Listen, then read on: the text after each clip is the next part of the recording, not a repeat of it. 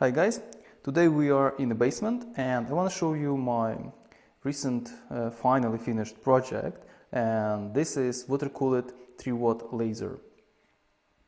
So the story goes like that. I had this water cooling unit and I didn't know what to do with it, and I decided to, well, either I throw it away because it's so old and useless, it cannot cool down any recent CPUs, or I do something about it. And the only one thing I had in my mind is, what if I use it to water cool the laser?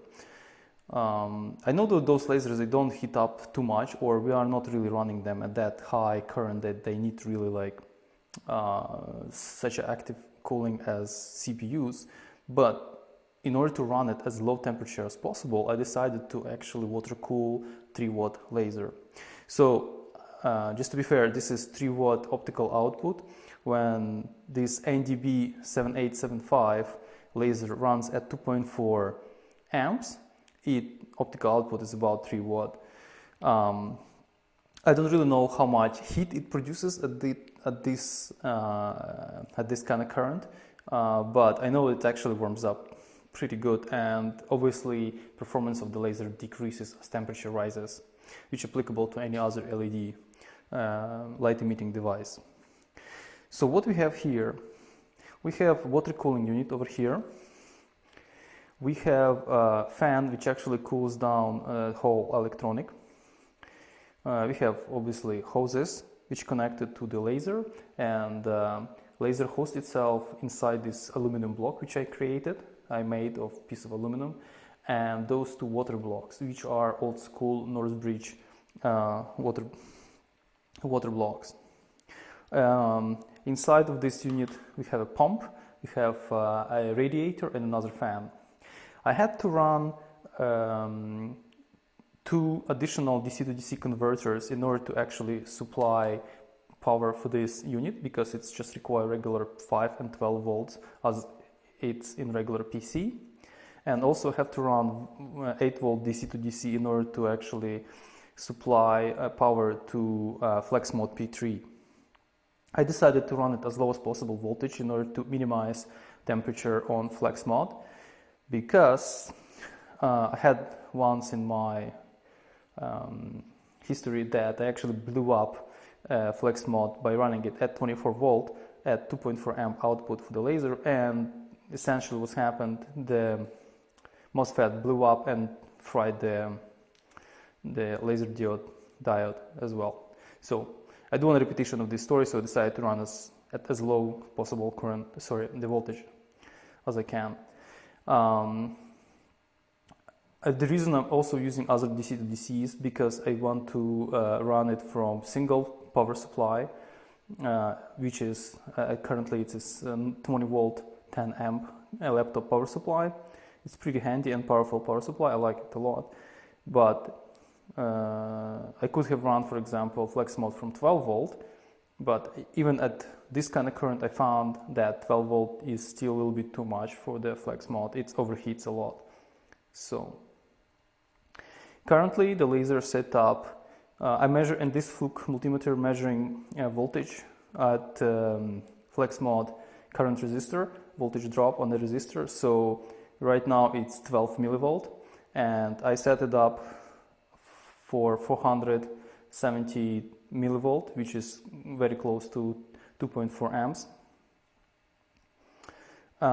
So my goal today is to measure temperature stability of this setup. First of all, temperature of FlexMod and temperature of the laser, water-cooled laser.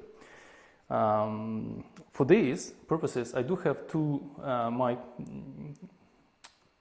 temperature sensors. This is one and here is another, which are connected, one of them connected over here to an M3 thread to the cooling head, and another one is connected to MOSFET on FlexMod P3 driver. So you're going to run this contraption for some time, for example 1 minute, 2 minutes and 3 minutes, for example, and we'll see how the temperature changes. And after that, we will go on the bench, and now we'll talk about details of this particular set. During operation, we would be able to see the output on a flex mode, output of the flex mode on this Fluke. So it's going to show us voltage drop on the current resistor, and this will tell viewers that I'm actually running it at 2.4 amp. Those temperature sensors will be outputting temperature in real time online. Those are connected to particle dashboard, and they are running particle photon boards, which I created another video. I have another video how I made those. So if you're interested, you can take a look. I will include the link. And I will be able to actually save the temperature information and then publish it for if somebody interested in it. Over here also I do have a switch, which is actually a momentary switch to power on the laser. As you can see, it's running right now at 472 millivolts. All right, let's start our experiment. And right now we have temperature at the laser water cooling block is 19.6 Celsius and 20 Celsius at the Flex Mod P3. So it's about the same temperature on both of them. So let's try to run our laser for about 1 minute and see how temperature is going to change. I'm going to comment on temperature changes because I just cannot show you everything all together. Let's power it up. So I have powered the laser and we are running at... So temperature at Flex Mod slowly started creeping up. It's 21.6, 21.7, 22,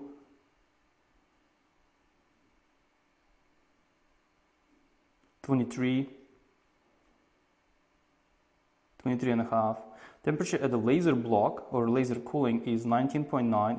It creeped 20. It's going up as well, but much slower.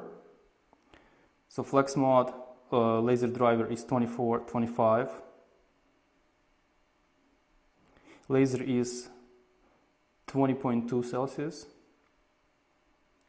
Okay, Flex Mod is 25.7.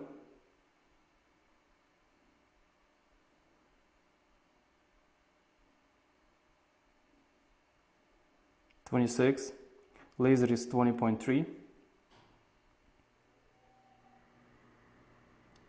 So laser driver is 26.5.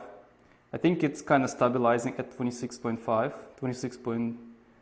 Okay, it's going towards 6. Okay, no, it's still creeping up. 26.6, 7.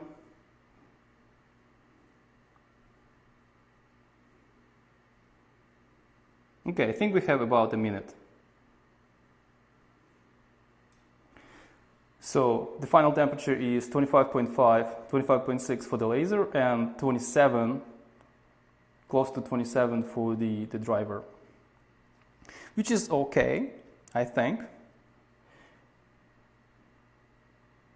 So next step would be to try to run longer. Now we'll try to run it for 3 minutes. Yeah, I'm going to be holding for 3 minutes this button or this switch. All right. So starting temperature is 20 and 21 respectively, and Flex Mod is 21.5, 22, it's creeping up, and laser is 20.3 and slowly creeping up. I defocus the laser just to make sure it's not going to fry anything along the room.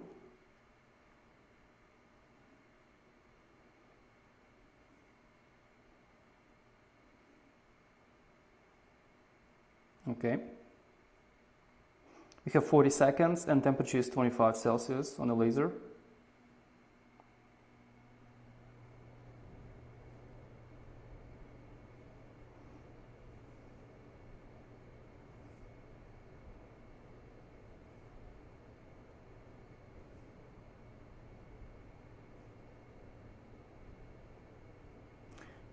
Sorry, my bad. We have 26.6 at the driver and 21 at the laser.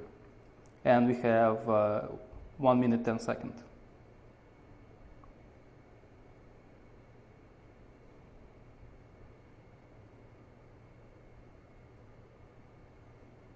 "27 at the driver, 21 on the laser, and going up.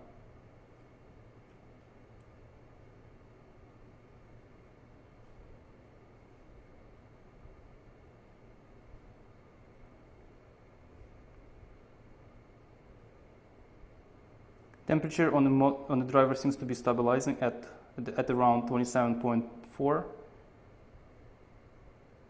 and the laser is 21.2, 21.3. We have 2 minutes now.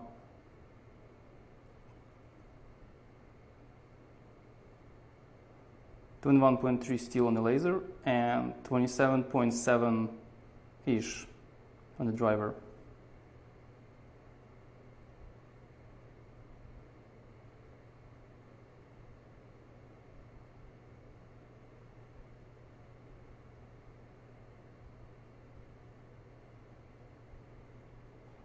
"28 on the driver, 21.5 on the laser.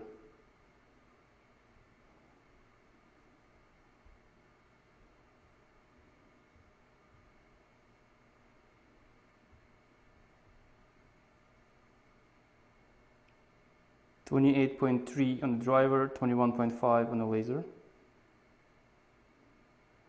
Slowly, laser is slowly heating up and driver is slowly heating up. Okay, we're coming close to 3 minutes. 28.5 on the driver and 21.7 on the laser.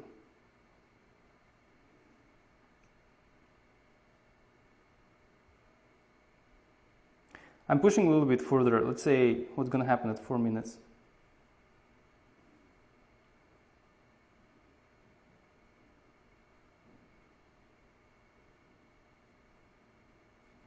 "28.5 on the driver and 21.7 on the laser. It's slowly creeping up.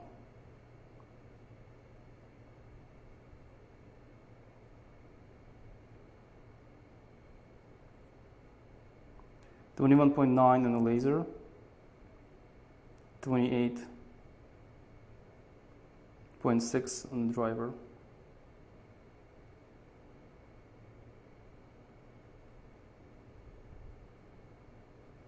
Okay, 4 minutes.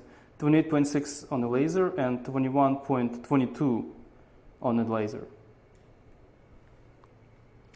Okay, well, this give me it will give me the laser and driver temperature curves, and I will be able to probably approximate it further, because I would like to make sure that laser actually can withstand long time operation. I can operate for example, 10 minutes, 15 minutes, and maybe even longer at this kind of current. Looks like my Fluke multimeter went to sleep. Yeah, this is my idea, because I want to make sure that for the laser cutting, this contraption which actually improve the laser stability and driver stability, temperature stability. And I think it's important part of any video about laser is to burn stuff. So let's burn some stuff.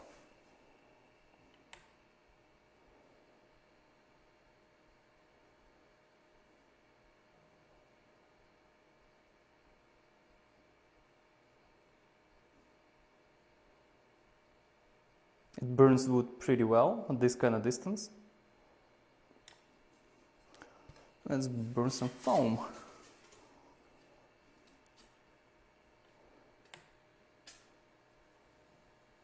It burns foam even nicer.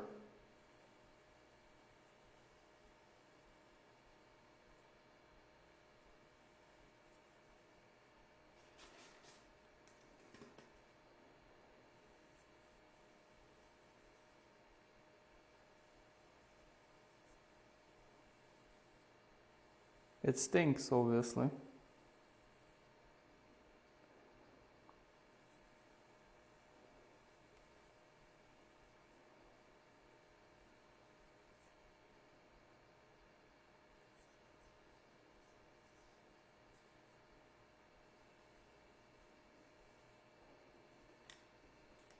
Well, one more thing to burn, sparkles. Let's try to burn this thing. I need to find the beam because, oh yeah, here, my hands are shaking.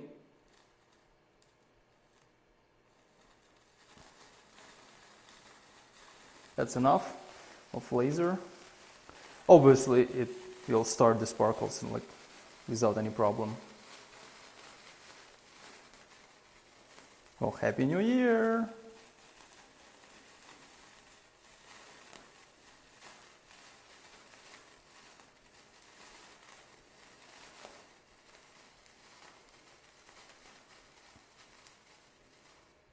Well, that's cool. So after making my basement smell like fire pit with burning all this stuff, let's go and let's go to the bench and see what this unit consists of. Maybe you guys have some sort of ideas and improvement you can suggest me, and I'll be happy to listen to any of your suggestions. Now we are back to bench, and we will be talking about how it's made. So I would like to go over each component of this water cooler laser contraption and explain how it's made, and you guys will see what's inside. So here we have two main units. One unit is water cooling module itself, and on top of it we have electronics which actually runs the water cooling module, mostly DC to DC converters, and the second module would be the laser enclosure itself, water cooling laser enclosure. I'm not counting this thermosensor which I'm using to monitor flex mode or laser driver temperature, because I'm gonna be removing it as long as I know that temperature within the acceptable. Let's look first at the water cooling block for the laser. We move some extra stuff from over here and we will zoom in on this. Now let's look at the module itself, or water cooling module itself. Let's move this to the side. Alright, so this is everything I have for this water cooling 3-watt laser. There are a few things I'm not 100% happy, or not really happy about that. Very long leads for the laser. This is probably not the best solution, but I really wanted to have a little bit more mobile, so I would be able to, have this module sitting on some shelf and the laser would be controlled. And for example, on a tripod, when I try to blast some targets, this is my actually idea, or for any other application I may come up with. So I do not know what's the real implication of having long leads, but I try to use as thick as possible wire here. This is actually the high quality servo wire, so I think it's pretty good. It can handle a bit of amperage here. Also, I do not know how good is the thermal interface between the water blocks and the aluminum housing over here. And also, I do not know how good is the cooling performance of this dinky radiator. So what if it goes into 30 degrees or something, or even higher? So I don't think this is good for laser at all. Also, I don't know what is the maximum top temperature for the laser module itself, or laser itself, before it actually starts degrading. So if guys have any ideas how to improve stuff, or for example some information, what is the laser temperature, what is the maximum temperature for the laser module, or what is the maximum current you ever ran this particular blue laser and it worked for you for a long time, what is the maximum current you can actually pass through this and voltage through flex mode P3. Obviously I can do all experiments on my own and figure this out, but if you can suggest me some ideas or some information, I will be very appreciated. I'm planning to share all information how to build this contraption on your own, so if you want to play with something like that, you would be able to try to reproduce it. But I do believe that this kind of water cooling module and all those water blocks are hard to come by because they're so old, probably 6 to 8 years old, or maybe even more, maybe even 10 years old. So I will be sharing dimensions of this block and also STL files for those 3D printed components. Also, I'll provide interconnect schematic for all this mesh of wires. So guys, if this was helpful and you think this is interesting for you, please like. If you like my videos, please subscribe. And if you have any suggestions, ideas, how to improve this stuff, or any other ideas, I would be more than happy to hear it. Thank you.